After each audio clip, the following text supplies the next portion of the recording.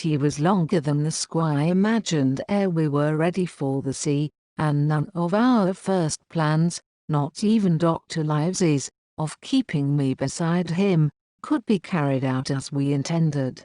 The doctor had to go to London for a physician to take charge of his practice, the squire was hard at work at Bristol, and I lived on at the Hall under the charge of old Redruth, the gamekeeper, almost a prisoner, but full of sea dreams and the most charming anticipations of strange islands and adventures. I brooded by the hour together over the map, all the details of which I well remembered. Sitting by the fire in the housekeeper's room, I approached that island in my fancy from every possible direction. I explored every acre of its surface. I climbed 1,000 times to that tall hill they call the Spyglass, and from the top enjoyed the most wonderful and changing prospects. Sometimes the isle was thick with savages, with whom we fought, sometimes full of dangerous animals that hunted us,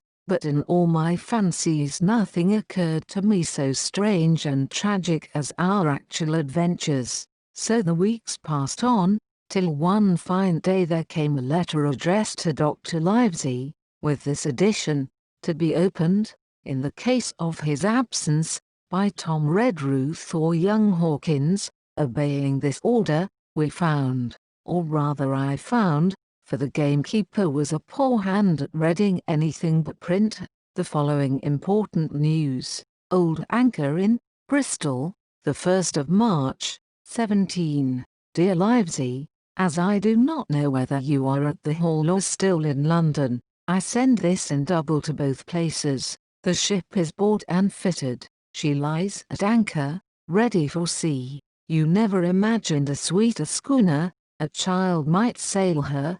200 tons, name, Hispaniola. I got her through my old friend, Blandly, who has proved himself throughout the most surprising trump. The admirable fellow literally slaved in my interest, and so, I may say, did everyone in Bristol. As soon as they got wind of the port we sailed for, treasure, I mean, Redruth, said I, interrupting the letter, Dr. Livesey will not like that. The squire has been talking, after all. Well, who's a better right, growled the gamekeeper. A pretty rum go if squire ain't to talk for Dr. Livesey, I should think. At that I gave up all attempts at commentary and read straight on. Blandly himself found the Hispaniola, and by the most admirable management got her for the merest trifle. There is a class of men in Bristol monstrously prejudiced against Blandly. They go the length of declaring that this honest creature would do anything for money, that the Hispaniola belonged to him, and that he sold it me absurdly high. The most transparent calumnies. None of them dare, however, to deny the merits of the ship. So far there was not a hitch. The workpeople, to be sure, riggers and what not, were most annoyingly slow, but time cured that. It was the crew that troubled me. I wished a round score of men, in case of natives, buccaneers, or the odious French, and I had the worry of the deuce itself to find so much as half a dozen, till the most remarkable stroke of fortune brought me the very man that I required. I was standing on the dock, when, by the merest accident, I fell in talk with him. I found he was an old sailor, kept a public house, knew all the seafaring men in Bristol, had lost his health ashore, and wanted a good berth as cook to get to sea again.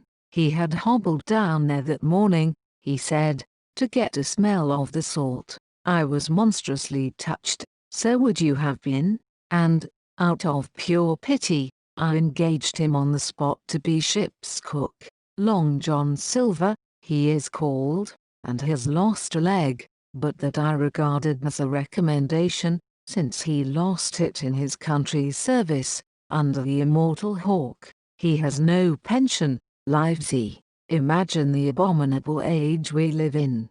Well, sir, I thought I had only found a cook, but it was a crew I had discovered. Between Silver and myself we got together in a few days a company of the toughest old salts imaginable, not pretty to look at, but fellows, by their faces, of the most indomitable spirit. I declare we could fight a frigate. Long John even got rid of 2 out of the 6 or 7 I had already engaged. He showed me in a moment that they were just the sort of freshwater swabs we had to fear in an adventure of importance. I am in the most magnificent health and spirits, eating like a bull, sleeping like a tree, yet I shall not enjoy a moment till I hear my old tarpaulins tramping round the capstan. Seaward, ho, hang the treasure, it's the glory of the sea that has turned my head. So now, Livesey, come post, do not lose an hour, if you respect me. Let young Hawkins go at once to see his mother, with Redruth for a guard, and then both come full speed to Bristol. John Trelawney. Postscript. I did not tell you that Blandley, who, by the way, is to send a consort after us if we don't turn up by the end of August, had found an admirable fellow for sailing master, a stiff man, which I regret, but in all other respects a treasure. Long John Silver unearthed a very competent man for a mate, a man named Arrow. I have a boatswain who pipes, Livesey, so things shall go man-o'-war fashion on board the good ship Hispaniola. I forgot to tell you that Silver is a man of substance. I know of my own knowledge that he has a banker's account, which has never been overdrawn. He leaves his wife to manage the inn, and as she is a woman of colour, a pair of old bachelors like you and I may be excused for guessing that it is the wife, quite as much as the health, that sends him back to roving. JTPPS, Hawkins may stay one night with his mother. JT, you can fancy the excitement into which that letter put me. I was half beside myself with glee, and if ever I despised a man, it was old Tom Redruth, who could do nothing but grumble and lament. Any of the under gamekeepers would gladly have changed places with him, but such was not the squire's pleasure, and the squire's pleasure was like law among them all. Nobody but old Redruth would have dared so much as even to grumble. The next morning he and I set out on foot for the Admiral Benbow, and there I found my mother in good health and spirits. The captain, who had so long been a cause of so much discomfort, was gone where the wicked cease from troubling. The squire had had everything repaired, and the public rooms and the sign repainted, and had added some furniture, above all a beautiful armchair for mother in the bar.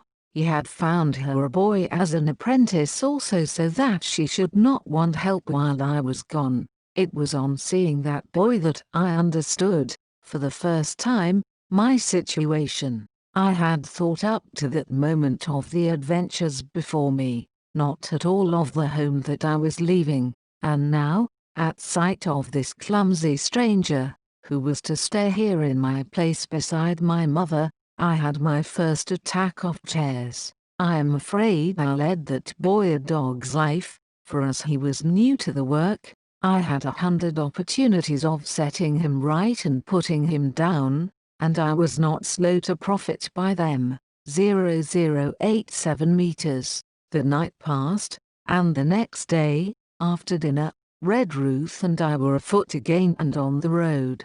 I said goodbye to mother in the cove where I had lived since I was born, and the dear old Admiral Benbow, since he was repainted, no longer quite so dear. One of my last thoughts was of the captain, who had so often strode along the beach with his cocked hat, his saber-cut cheek, and his old brass telescope. Next moment we had turned the corner and my home was out of sight. The mail picked us up about dusk at the Royal George on the Heath. I was wedged in between Redruth and a stout old gentleman, and in spite of the swift motion and the cold night air, I must have dozed a great deal from the very first, and then slept like a log uphill and down dale through stage after stage, for when I was awakened at last it was by a punch in the ribs, and I opened my eyes to find that we were standing still before a large building in a city street and that the day had already broken a long time. "Where are we?" I asked. "Bristol," said Tom. "Get down." Mr. Trelawney had taken up his residence at an inn far down the docks to superintend the work upon the schooner. Thither we had now to walk, and our way, to my great delight, lay along the quays and beside the great multitude of ships of all sizes and rigs and nations. In one, sailors were singing at their work; in another there were men aloft, high over my head, hanging to threads that seemed no thicker than a spider's. Though I had lived by the shore all my life, I seemed never to have been near the sea till then. The smell of tar and salt was something new. I saw the most wonderful figureheads, that had all been far over the ocean.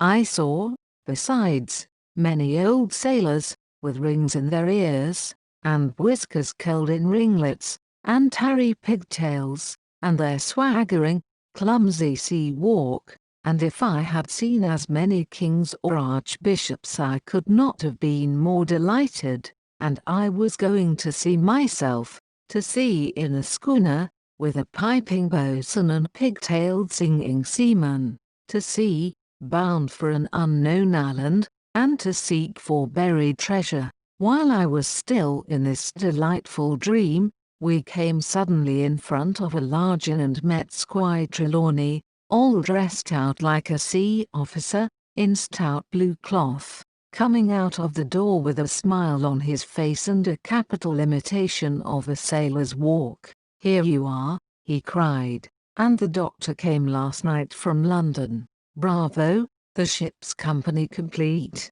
"Oh, sir," cried I, "when do we sail?" "Sail," says he, "we sail tomorrow."